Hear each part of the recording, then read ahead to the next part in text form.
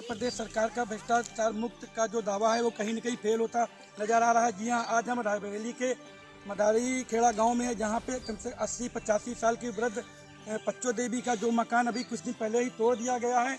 उनके जो संरक्षक हैं, उनके जो पोते हैं, उन्होंने लेखपाल पे आरोप लगाया है कि वो तोड़ने से पहले उनसे 20,000 रुपये मांग रहे थे, तो उन्होंने 20,000 रुपये नहीं दिए, जिसकी वजह से आज उनका मकान ये तोड़ दिया गया है। और वो किस कंडीशन में अब रहने के लिए वो मजबूर हैं कि छप्पर रख के उसके नीचे रह रही हैं, जबकि अब से कुछ साल पहले ही ये पूर्व प्रधान भी रही हैं।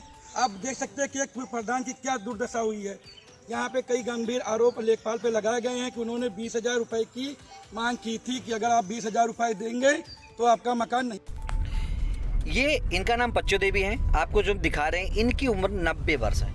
इन्हीं का मकान जो है कि यहाँ के लेखपाल और एसडीएम के आदेश के ऊपर गिराया गया है।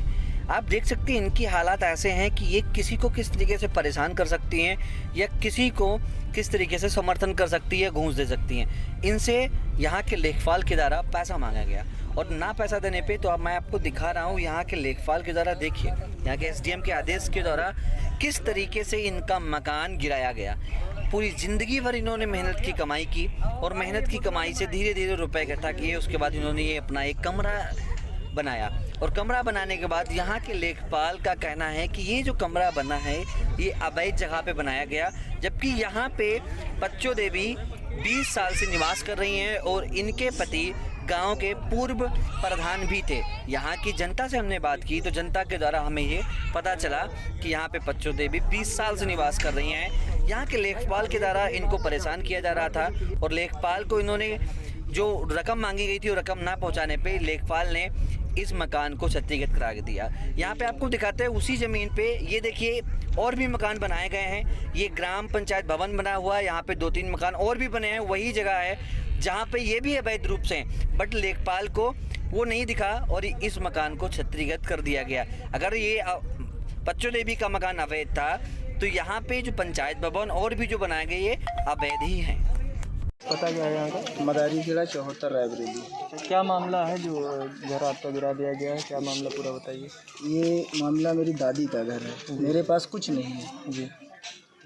दादी का मैं रक्षा करता हूँ, सेवा करता हूँ। दादी छप्पर के नीचे रहती हैं। मैं सोचा कि दादी पैसा जोड़ बटोर के एक कमरा बनवा दिया जाए जी। तो ये मकान बन रहा था, लेखपाल आया, मेरी छत पड़ चुकी थी।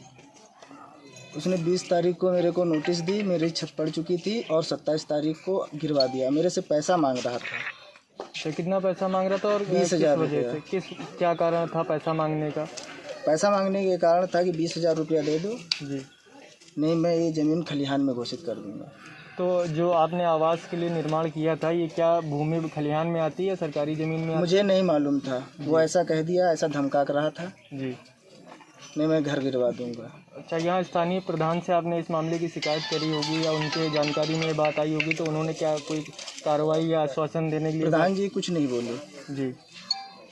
न कोई कार्यवाही की। उच्चाधिकारियों से इस मामले की जानकारी दी या शिकायत करी आपने कोई? एसडीएम साहब से मैंने कहा। जी। एसडीएम साहब ने क्या आश्वासन दिया? एसडीएम साहब ने कहा कि आप खलिहान की जगह में बना रहे थे, सुरक्षित ज़मीन है।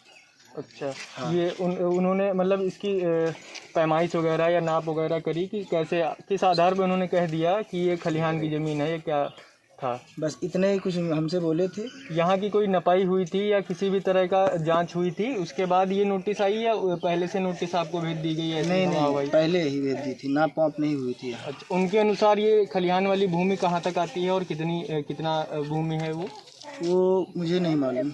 अच्छा, तो आपने जानकारी नहीं ली लेखपाल से? पूछा नहीं कि ये ज़मीन आप किस आधार पे कह रहे हैं कि ये खलिहान में आती है? अगर उनको पैसा दे देते तो ये भी मकान खड़ा रहता। कितने वर्षों से आप यहाँ पर रह रहे थे? 20 वर्ष से।